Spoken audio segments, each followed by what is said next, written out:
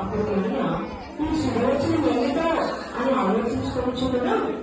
మరియా భయపడకము, దేవుని వలన నీవు పొందబోతున్నది. ఇదిగో నీకు గర్భము ధరించి కుమారుని కని ఆయన యేసు అని పేరు పెట్టడు.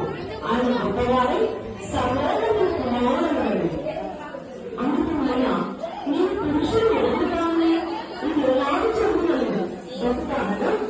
పరిశుద్ధాత్మ వచ్చిన సర్వోన్నత శక్తిని నీకు నమ్ముతాను కనుక పుట్టబోయే శిశువు పరిశుద్ధుడు, దేవుని కుమారుడు. దేవుడు చెప్పి ఏ మాట నేను నిరర్థకం కాలేదని ఆమెతో చెప్పాను. అందుకే ఆయన ఇదిగో ప్రభు తెలిసినాడు, నువ్వు మాట చొప్పున నాకు జరిగిన వద్ద అని అందులో ఆమె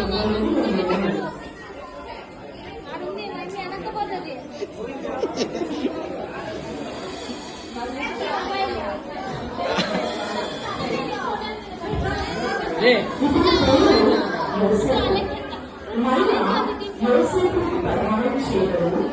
అయితే వారేకల కాకులకు పరిశుద్ధాత్మ వలన ఆమె కనుక ఆమె భర్తలను యోసేపు నీతిమంతుడైంది.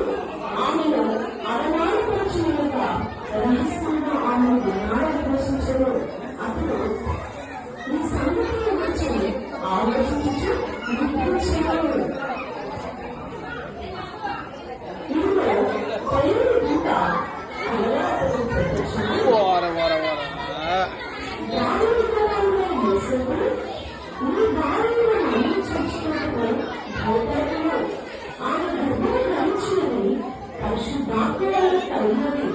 ఆమె కుమారుడు కనుక తన ప్రజల పాపల నుండి ఆయనే రక్షించు కనుక ఆయనకు యేసు అని పేరు పెట్టడము. అందులో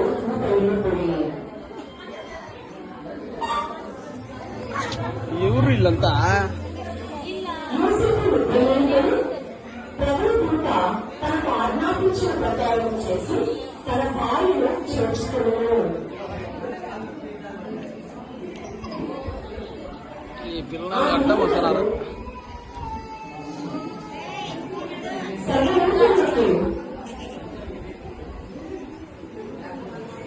ప్రజాసంఖ్య మార్గాలని కలిసి వ్యవహరిస్తున్న ఆజ్ఞలు అందరూ ఆ సంఖ్యలో రాయబడుతూ అందరూ తమ తమ పట్టణంలో యోసేపుని అలాగే తనకు భారీగా ప్రదానం చేయమని గర్భవతి మధ్యతో కూడా ఆ సంఖ్యలో రాయబడుతూ తల్లిదండ్రులైన ప్రజలకు నుండి గుండెలకు ప్రతినిధులకు ప్రయాణంలో వెళ్ళి వారక్కడ ఉన్నప్పుడు ఆమె ప్రసంగంలో ఇవ్వడంతో వారి సత్యంలో స్థలం కొరకు వెలుగు చేయను.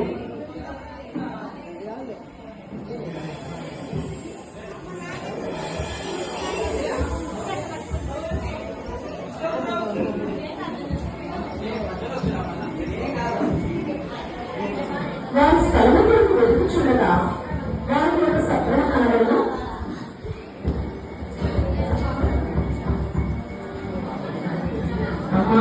నాకు ఇక్కడ ఏమైనా స్థలం ఉందా? ఇక్కడ లేదమ్మా, ఇక్కడ మీకు ఏమీ స్థలం లేదు, మీరు ఎక్కడికైనా వెళ్ళి చూసుకోండి. అంతగా వారు సత్రము కొరకు వెలుగుచుండరు. అయినా వారికి ఎక్కడ స్థలం లేనందున పశువుల పాటలో ప్రవేశించింది.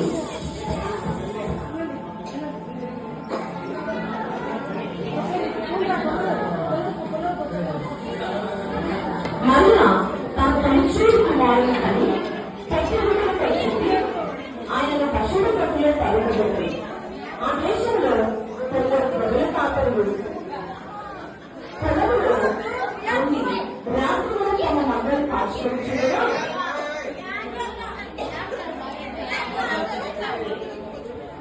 ప్రభు దూత వారి యొక్కకు వచ్చి నిలిచెను. ప్రభు వారి చుట్టూ ప్రకాశించినందున వారి నిత్యులు భయపడి. అంటే ఆ దూత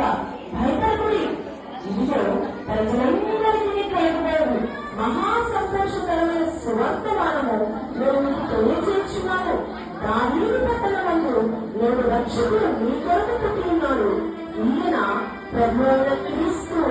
దానికి ఇదే మీ కానవాలు. ఒక శిశువు తప్పుగా చుట్టబడి ఒక తప్పులో కనుగొనుట మీరు చూచగలరు. వెంటనే పరలోక సైన్య సమయము ఆ నోటితో కదలి సర్వోన్నతమైన స్థలములలో దేవునికి మహిమను, ఆయన దృష్టిలోని మనుషులకు భూమి మీద సమాధానము కలుగుందాగా అని స్తోత్రించిరి స్తోత్రించిరి స్తోత్రించిరి. అప్పుడు ఆ పనుల కాదండు రండి రావాలి, మనం దగ్గరికి వెళ్ళి వేసుకు చూపురండి. ఆ బరువు కాపళ్ళు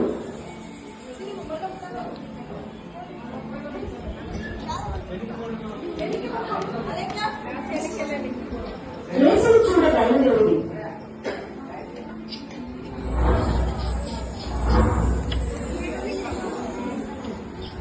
ఆ బరువు కాపళ్ళు యేసును చూచి సంతోషభరితులైరి సంతోషభరితులైరి.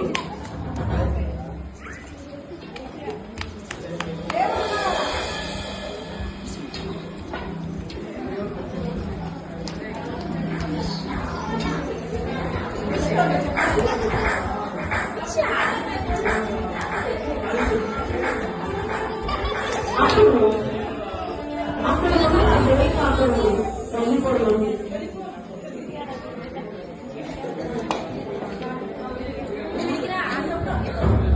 అప్పుడు తూర్పు దేశపు జ్ఞానులు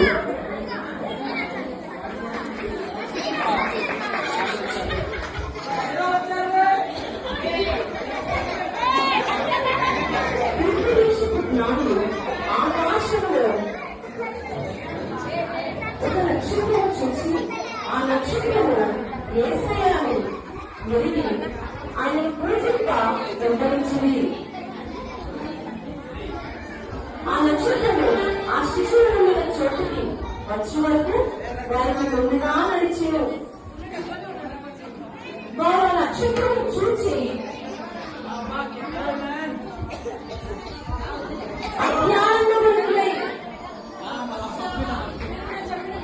ఇంటిలోకి వచ్చి తల్లియను మరియు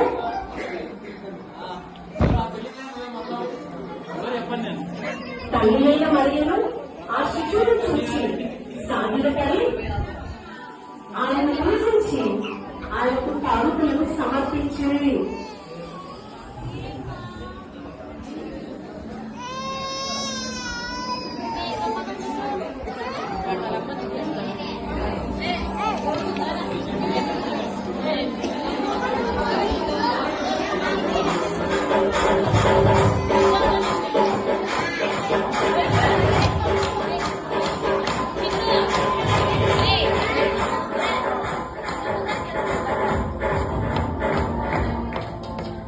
చూసారా, దేవుడు మరి దేవాది దేవుడైన దేవుడు పర్వతం నుండి ఈ భూమిలోకి పశువుల పాకలు తను తగ్గించుకొని నిన్ను ప్రేమించి ఈ విధంగా ఆయన మనకు రక్షణ కలుగజేయటకు మన పాపములన్నింటిలో నుంచి విడిపించుటకు యేసుక్రీస్తు